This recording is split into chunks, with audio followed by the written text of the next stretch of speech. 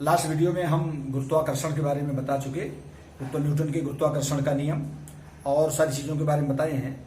जैसे हमारे ब्रह्मांड में जितने भी आकाशीय पिंड होते हैं तो उनमें हमारे ग्रह हैं जिनको प्लैनेट बोलते हैं और उपग्रह हैं।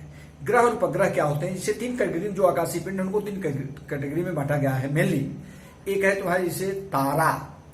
तारा क्या होते हैं, वे आकाशीय पिंड जिनके जो प्रकाश का उत्सर्जन करते हैं, जो प्रकाशवान होते हैं, जो प्रकाश को देते हैं, उनको हम स्टार कहते हैं तारा।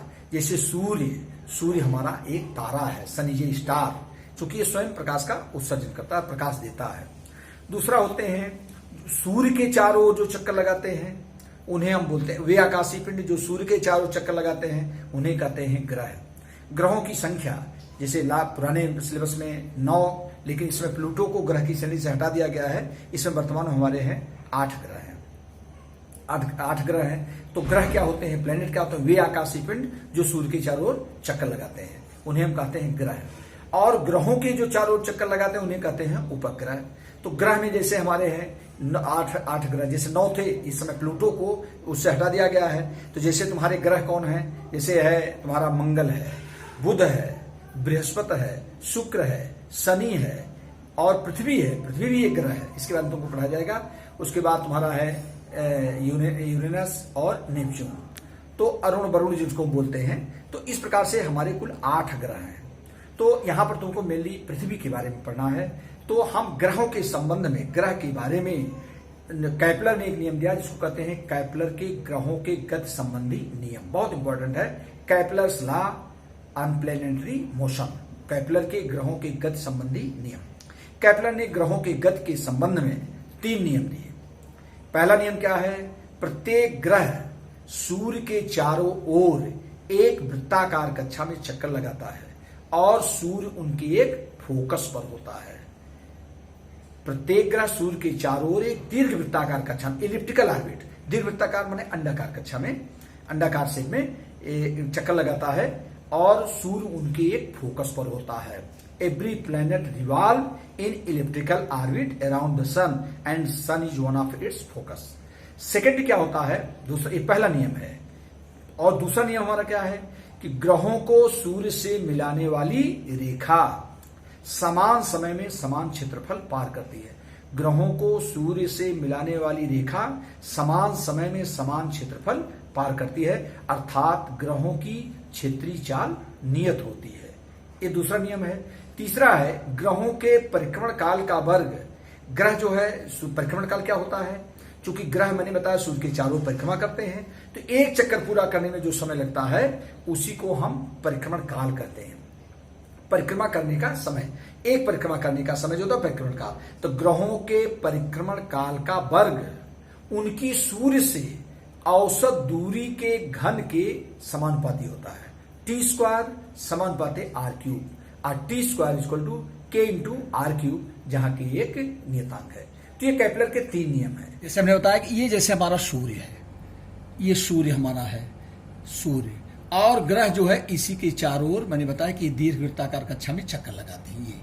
ये इलिप्टिकल ऑर्बिट, दीर्घ वृत्ताकार कक्षा माने अंडा से भी इलिप्टिकल ऑर्बिट, ये जैसे हमारा ग्रह है, ये प्लेनेट, ये चक्कर लगा रहा है। अब जरा ध्यान दीजिए, ये पहला नियम है, यही जो हमने बताया कि सूर्य उनके फोकस पर होता है। ग्रह जो है सूर्य के चारों ओर दीर्घ वृत्ताकार कक्षा में चक्कर लगाते हैं, सूर्य उनके एक फोकस पर होता है। दूसरा है ग्रहों को सूर्य से मिलाने वाली रेखा, ये जो रेखा है ये समान समय में समान क्षेत्रफल पार करती है। जैसे मान लीजिए 5 सेकंड में इतनी एरिया कवर की ग्रह चल रहा है, 5 सेकंड में यहाँ आया और अगले 5 सेकंड में मान लीजिए एरिया आई, तो ये पहले 5 सेकंड का हो गया, ये अगले 5 सेकंड का हो गया। तो ये कहने का मतलब है कि ग्रहों को सूर्य से मिलाने वाली रेखा समान समय में समान क्षेत्रफल पार करती है। कि माने 5 सेकंड में अगर एरिया है तो अगले 5 सेकंड में भी यही एरिया रहेगी, ये है। तो इसको कहा जाता है एरियल वेलोसिटी ऑलवेज कांस्टेंट, अर्थात ग्रहों की क्षेत्रीय चाल नियत होती है। तीसरा हमने पढ़ा ग्रहों के परिक्रमण काल यही है, एक चक्कर जो लगाने का समय है, ये परिक्रमण काल का वर्ग है। एक परिक्रमण काल का, इसको कैपिटल T से करते हैं, टाइम पीरियड जिसको बोलते हैं। तो ये हमारा जो होता है इसके रोटेशन का जो हमारा समय है, एक चक्कर का जो समय होता है उसी को T कहते हैं। तो इसी को एक चक्कर का जो समय होता है इसी को परिक्रमण काल कहते हैं। तो परिक्रमण काल का वर्ग इनकी सूर्य से दूरी मान लीजिए कितना है, आर है, सूर्य से दूरी के घन के समानुपाती होता है। टी स्क्वायर समानुपाती R cube, R T square equal to हो जाएगा के आर क्यूब, जहां के एक नियतांक है, तो ये केपलर के 3 नियम हैं। अब केपलर के नियम से न्यूटन के निष्कर्ष क्या है? न्यूटन के अनुसार कि जब ग्रह सूर्य के चारों ओर, जैसे पढ़ाया गया है कि अगर कोई पिंड दीर्घ वृत्ताकार कक्षा में गति करता है तो उस पर एक बल काम करता है जिसको अभिकेंद्र बल कहते हैं। तो केपलर के नियम से न्यूटन के निष्कर्ष। अब केपलर के नियम से न्यूटन ने क्या निष्कर्ष निकाला? न्यूटन का यह मत कि अगर ग्रह सूर्य के चारों ओर वृत्ताकार कक्षा में गति कर, जैसे हमारा सूर्य है और ग्रह इसके चारों वृत्ताकार कक्षा में गति कर रहा है, तो निश्चित रूप से इस पर एक अभिकेंद्र बल काम करेगा, सेंट्रीपिटल फोर्स जिसको बोलते हैं। तो ये मान लिया सूर्य से हमने मान लिया कोई ग्रह है जिसका द्रव्यमान यम है, और ये किस चाल से चल रहा है? ग्रह किस चाल से चल रहा है? v से, और इस ग्रह की सूर्य से दूरी कितना है? r है। अब जरा ध्यान दीजिए, तो जब ये ग्रह सूर्य के चारों ओर अगर दीर्घवृत्ताकार कक्षा में गति कर रहा है, तो न्यूटन ने ये बताया कि अगर वृत्ताकार कक्षा में, चूंकि बगैर अभिकेंद्र बल के वृत्तीय गति करना संभव नहीं है, ये है अभिकेंद्र बल, सेंट्रीपिटल फोर्स। यही होता है कि जब कोई पिंड वृत्ताकार कक्षा में गति करता है तो उस पर एक बल काम करता है जिसकी दिशा वृत्त के केंद्र की ओर होती है, तो इसी को कहा जाता है अभिकेंद्र बल, सेंट्रीपिटल फोर्स। तो न्यूटन ने भी यही बताया कि यदि ग्रह सूर्य के चारों वृत्ताकार कक्षा में गति कर रहा है तो निश्चित रूप से उस पर एक अभिकेंद्र बल कार्य करेगा, और ये अभिकेंद्र बल जो होगा F इक्वल टू होता है mv²/r। व्हाट इज यम? यम है मास ऑफ द प्लेनेट, ग्रह का द्रव्यमान है, v इसकी चाल है, और r है सूर्य से इसकी दूरी। तो F इक्वल टू हो जाएगा mv²/r। लेकिन चूंकि v इक्वल टू होता है, ये चाल है, और चाल बराबर क्या होता है? दूरी बटा समय। अगर ये चक्कर कोई लगा रहा है तो ये दूरी क्या होगा? जो वृत्त की परिधि होगी, और परिधि का फॉर्मूला क्या होता है? 2πr। तो ये दूरी हो गया, और समय क्या होगा? वही एक चक्कर का जो समय, जैसे मैंने बताया, जिसको परिक्रमण काल कहते हैं। तो v बराबर हो जाएगा 2πr/t, क्योंकि यहां लिख दो, क्योंकि चाल बराबर होता है दूरी बटा समय। अब जब ग्रह जो है सूर्य के चारों ओर चक्कर लगा रहा है तो ये एक चक्कर में कितनी दूरी तय करेगा? और तुम जानते हो वृत्त में एक चक्कर में चली गई दूरी हो जाएगा वृत्ताकार पथ में जो वृत्त की परिधि होती है, सर्कमफ्रेंस। तो वृत्त की परिधि का फॉर्मूला होता 2πr, तो ये समय दूरी हो गई। और एक चक्कर का जो समय होता है उसको हम परिक्रमण काल कहते हैं। तो v इक्वल टू हो जाएगा 2πr/t, वही चाल बराबर दूरी बटे समय। तो दूरी हो गया वही वृत्त की परिधि, और समय हो गया t। अब इसी v वैल्यू यहाँ पुट करेंगे, यहाँ पर रखेंगे v के स्थान पर, इसलिए F इक्वल टू हो जाएगा यम, और ये हमारा हो जाएगा 2πr/t का होल स्क्वायर/r। ये हो गया, वही हमने इस v की वैल्यू यहाँ v के स्थान पर रख दिया। अब इसी को जरा खोलते जाओ, तो F इक्वल टू हो जाएगा यम, ये हो जाएगा 4π²r²/t² और बटे आ जाएगा r। और एक ध्यान दो, इस r से एक r यहाँ कैंसिल हो जाएगा, तो ये हमारा हो जाएगा, या भी रहने दो, तो यह हो जाएगा F इक्वल टू हो जाएगा 4π², कांस्टेंट को एक तरफ हम कर ले रहे हैं, 4π²। ये हो गया यम, और इंटू r² इस r का इसी में मल्टीप्लाई हो जाएगा, तो जाएगा t² इंटू r।